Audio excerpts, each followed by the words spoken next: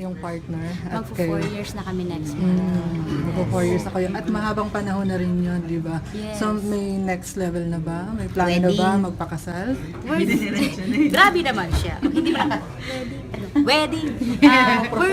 We're thinking, kung may gagawin kami, probably, halimbawa, kasi kami naman, anytime pwede namin gawin. Ganun na yung stage namin eh. Kung may gagawin kami, probably propose muna, and then ipon muna kami for the wedding. Ganun, nag-uusap na kami about it. Pero syempre, darating tayo dyan. So nag-uusap na talaga? Naman. Kumbaga na, boring man pakinggan eh. Kumbaga, doon na talaga parating talaga. So napag-uusapan na din ba kung magbe-baby? Oo naman. Pero syempre, ayoko na sabi mga details kung anong gagawin.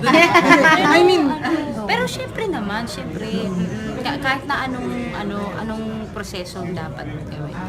Kaya ngayon kasi, busy kami sa babies namin, mga aso. Pero kung matutuloy yung pagbe-baby, sino ang... Siya. Siya. If ever siya, of course. Yeah. Matagal pa ba ang tinitingnan natin? Kung... Matagal pa. Matagal pa. Oo, magasos. Pero matagal pa. So far, minsan nga tinatanong ko siya, baka naman, okay ka lang ba? We're not getting any younger. Sabi niya, alam mo, ang word kasi, sobrang kasi kami, dog lover talaga kami. Yung may point na inisip pa namin, hanggat hindi nawawala yung dogs namin, hindi kami mag-aana. Hindi totoo, kasi sobrang talaga, halos yung treat talaga namin sa babies namin, mga puppies namin, sobrang in love talaga. So, for now, we are very good kung ano yung situation namin. Yes. Yeah. Ah, okay.